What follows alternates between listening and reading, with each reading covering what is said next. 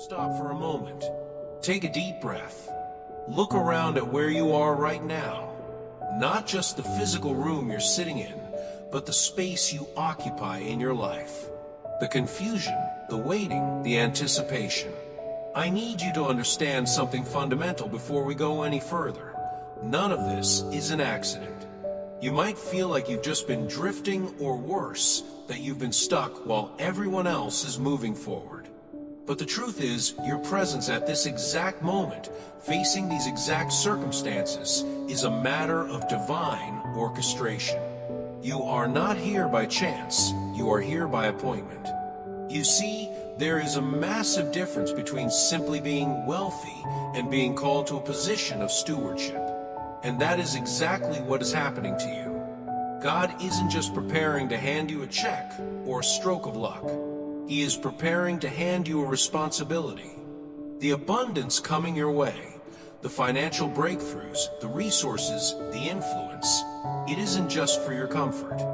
It's not so you can buy a better car or live a life of leisure, though blessings are certainly part of it. No, this provision is a tool. It is a weighty stewardship.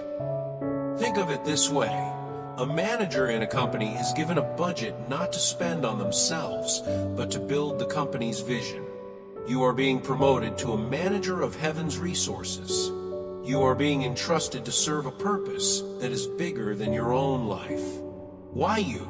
That's the question that keeps you up at night, isn't it? Here is the reality. You are the pioneer. Look back at your family history. Look at the lineage you come from.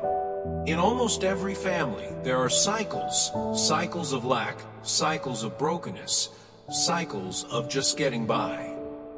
But then there is you. You are the first in your family history to walk into this specific space of influence. You are the anomaly.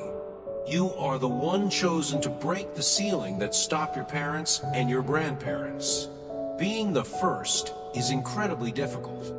The first person to clear a path through a jungle gets the scratches and the bruises. The people who come after just walk on the smooth road. You have been feeling the resistance because you are the one holding the machete. You are the one cutting down the vines of generational trauma and limitation. Your mission is profound. You are here to set right what was amiss in your lineage. Where there was financial mismanagement, you will bring integrity. Where there was spiritual poverty, you will bring depth. Where there was selfishness, you will bring generosity. This is why you couldn't settle for a normal life. This is why you've never felt like you fit in with the status quo. You are being positioned to lead others, not by shouting orders, but by demonstrating what it looks like to walk with godly integrity in a material world. You are proof that it is possible to be blessed and still be righteous. So, if you are feeling the weight of this, don't be afraid. That weight isn't a burden. It's the weight of the crown you were born to wear. You are the bridge between your family's history and its destiny, the meaning of your past hardships. Now let's talk about the pain. Let's talk about the years that didn't make sense. I know there have been seasons where you looked up at the ceiling and asked, why is this so hard? Why am I struggling to survive when I see people with half my talent and none of my integrity succeeding effortlessly?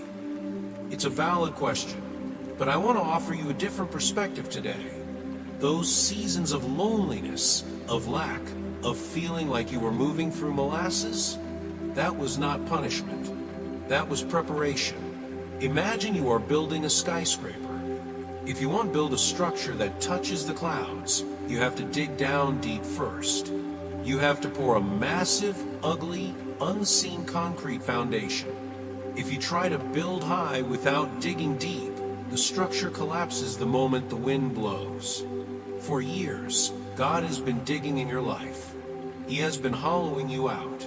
He had to strip away your ego, your reliance on people, and your need for validation. Why? Because he intends to build something massive on top of your life. If he had given you this success 5 years ago, it would have crushed you.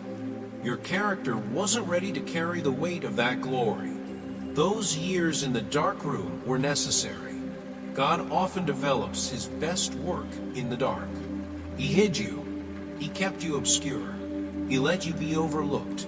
This was a protection mechanism. He was ensuring that when you finally rise, you won't be seduced by the applause. He was making sure that money would be something you have, not something that owns you. Think about the humility you've learned. You know what it's like to have nothing, so you will never look down on those who are struggling. You know what it's like to depend entirely on God for your daily bread, so you will never think you are a self-made success. That is a lesson that cannot be taught in a classroom. It can only be learned in the wilderness. And most importantly, you have proven your steadiness. This is the ultimate test. You kept praying when the prayers weren't answered. You kept being kind when people were cruel to you. You kept your integrity when cutting corners would have been easier. You stayed faithful in the small things when no one was watching. God saw that. He saw every silent tear and every whispered prayer. The world rewards talent, but God rewards character. You have passed the test of the wilderness. You didn't turn bitter, you turned better. You didn't give up on God, you leaned into him.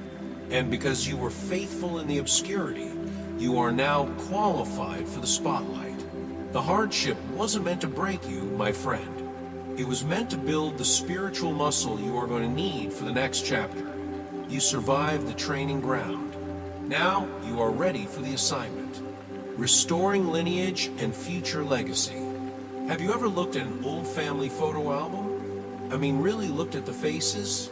Sometimes beneath the smiles and the posed postures, you can see it. You can see the worry lines etched a little too deep for their age.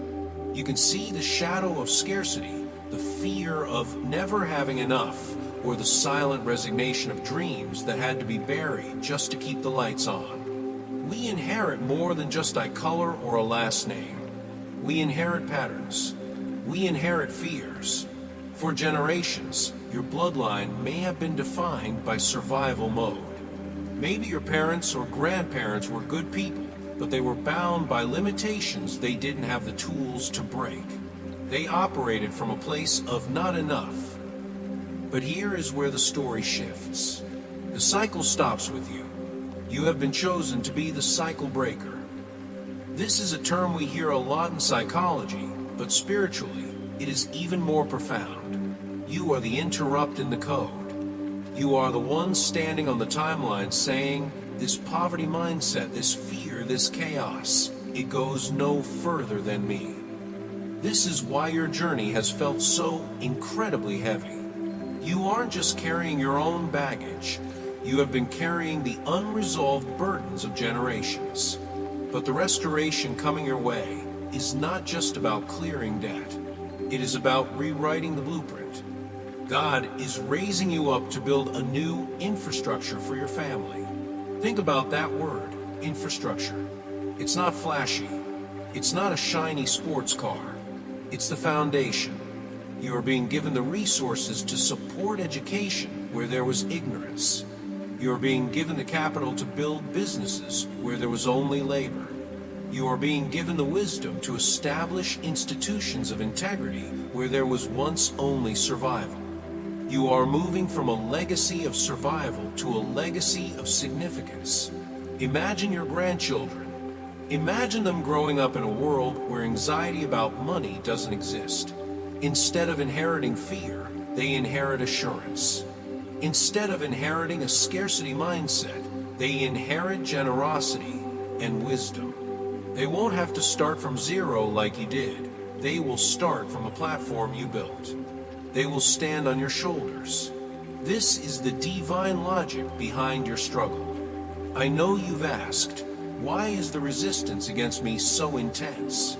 Why does it feel like hell breaks loose every time I try to move forward? Here is the answer. The enemy doesn't waste ammunition on empty targets. The resistance is fierce because the impact of your breakthrough is massive. You aren't just changing your zip code. You are shifting the spiritual trajectory of an entire bloodline. You are liberating unborn generations from chains they will never even have to see because you broke them. So, when you feel tired, remember this: you are the anchor. You are the turning point. The struggle was never just about you. It was about securing the future for everyone coming after you. You are the pioneer who plants the tree so that others may sit in the shade. And that is a noble, sacred work, the distinction of God-given success. We live in a culture that is obsessed with the hustle. We are told to grind, to step over people, to compromise, to fake it until we make it. We see people on social media flashing wealth, but if you look closely at their eyes, there is no peace. There's only a frantic need to maintain the image. That is the world's version of success. It is loud, it is stressful, and it is fragile. But the success God is bringing you is completely different. It has a different texture. It carries a different weight. The Bible has a phrase that says, "The blessing of the Lord makes rich, and he adds no sorrow with it." That is the key distinction. The prosperity coming to you is wrapped in peace. It doesn't require you to sell your soul or compromise your integrity. You won't have to lie to get it, and you won't have to cheat to keep it. This is what we call success with a signature. When people interact with you, they are going to feel something different. They won't just be impressed by your bank account or your job title. They will be drawn to your spirit. Your words will carry healing. Your advice will bring clarity. Your presence will feel like a safe harbor in a storm. You see, for the world, influence is about domination. But for you, influence is about restoration. God is giving you a platform not so you can be famous, but so you can be effective. And speaking of fame, notice how you haven't been chasing it? You haven't been out there shouting for attention or trying to force doors open. That's good, because in this kingdom economy, you don't chase blessings, blessings chase you. You are not seeking recognition, but recognition will find you. It will find you as a natural byproduct of your faithfulness. When you build something real, people come. When you light a fire in the dark, you don't have to advertise it. People who are cold will naturally gather around it. You are becoming that fire. The world is full of papier-mâché success. It looks great until the rain comes, and then it dissolves. But because you allowed God to build you in the dark, because you allowed him to work on your character before he worked on your career, your foundation is solid concrete. You are being built to last. When the economic storms come, and they always do, you will not be shaken. When the trends change, you will remain relevant. Why? Because your roots go down into deep, spiritual waters. You aren't relying on the surface level hype. You are relying on ancient, eternal wisdom. So, do not envy the flashy, fast success you see around you. It is often shallow. Be content with the deep, slow work God is doing in you. He isn't just building a career. He is building a monument of his grace. And when he is finished, it won't just stand for a season. It will stand for a lifetime. Signs of the environmental shift.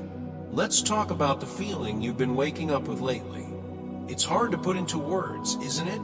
It's a restlessness, a low-level agitation. You look around at your life, your job, your city, maybe even your circle of friends, and everything looks the same on the surface, but internally, it feels tight. It feels like you are trying to wear a coat that is 3 sizes too small. You can't move your arms. You can't breathe deeply. You feel constricted. I want you to know that this discomfort is not a sign of depression. It is not a sign that you are ungrateful. It is a sign of spiritual displacement. Imagine a potted plant. When the roots grow too large for the pot, the plant begins to suffer. Not because the plant is sick, but because it has outgrown its environment. You have outgrown your container. The spirit within you has expanded through your prayers, your trials, and your growth, and the environment that used to comfort you is now confining you. This is why God is orchestrating a shift. Sometimes this looks like a forced move. Maybe a door closed that you thought would stay open forever. Maybe a relationship ended abruptly. Maybe you're being pushed out of a job. It feels like rejection, doesn't it? But I need you to reframe that. It is not rejection, it is redirection. God loves you too much to let you stay in a place that is too small for your destiny. He is literally pushing you out of the nest because he knows you are ready to fly, even if you don't think you are. The beautiful news is that you aren't just moving away from something, you are moving towards something. There is a prepared place waiting for you. Think about that concept. A place that is prepared. This means you won't have to fight for every inch of ground. In your old season, everything was a struggle. You had to explain yourself constantly. You had to dim your light just to keep others from feeling insecure. You were constantly grinding your gears. But in this new environment, there is harmony. When you step into this new space, whether it's a new career path, a new location, or a new spiritual headspace, you are going to be shocked by the ease of it. You won't have to apologize for who you are. You won't have to shrink back. Your gifts will naturally fit the needs of the people around you. It will feel like a key sliding into a lock, perfect alignment. So if you are feeling that agitation today, don't medicate it and don't ignore it. That is your spirit sensing the new horizon before your eyes can see it. Start packing your spiritual bags. You are leaving the land of just enough and entering the land of more than enough. Divine connections and the final battle. As we move toward this new horizon, there is one specific burden I believe God wants to lift off your shoulders today. The burden of loneliness. For a long time, you have been the strong one. You've been the pillar for everyone else. You've been the one giving advice, giving money, giving support. But who pours into you? Who checks on you? It has been a lonely walk. You felt like a lone wolf, fighting battles in silence because you felt no one around you could understand the magnitude of your vision. That era is ending. In this new environment, God is not just giving you resources, He is giving you a tribe. You are about to encounter divine connections. These are not just networking contacts or casual acquaintances. These are people who speak your language. Have you ever met someone, and within 5 minutes, you felt like you've known them for 20 years? That is a spirit-to-spirit recognition. You are going to meet partners who will help you carry the load. You won't have to explain your dreams to them. They will see the vision before you even finish the sentence. They will confirm what God has spoken to you. They will add fuel to your fire, not water. The days of dragging the heavy sled up the mountain by yourself are over. Reinforcements are coming. But, and I need you to listen closely to this part, there's a reason why the last few weeks or months have felt like a war zone. You might be asking, if I'm so close to this breakthrough, why is all hell breaking loose right now? Why am I so tired? Why is there so much confusion? Here is the spiritual principle you must understand. The resistance is always strongest at the threshold. The enemy does not attack people who are going in circles. He attacks people who are about to cross a border. The fatigue you feel, the sudden chaotic problems, the doubts screaming in your mind at 3 a.m., that is not a sign that you are going the wrong way. That is the greatest confirmation that you are standing right in front of the door. Think of a woman in labor. The pain is most intense, most unbearable, right before the baby is born. This is transition pain. You are in the delivery room of your destiny. This is a strategic attack to make you give up when you are 3 feet from gold. The shadows always try to scream the loudest right before the dawn breaks. So, take this as your confirmation. If it wasn't real, you wouldn't be fighting this hard. If the blessing wasn't massive, the battle wouldn't be this intense. Stand your ground. Do not retreat. Do not look back at the safety of the old, small life. Wipe the tears from your eyes, square your shoulders, and take one more step. You are crossing over. The breakthrough isn't coming, it is here.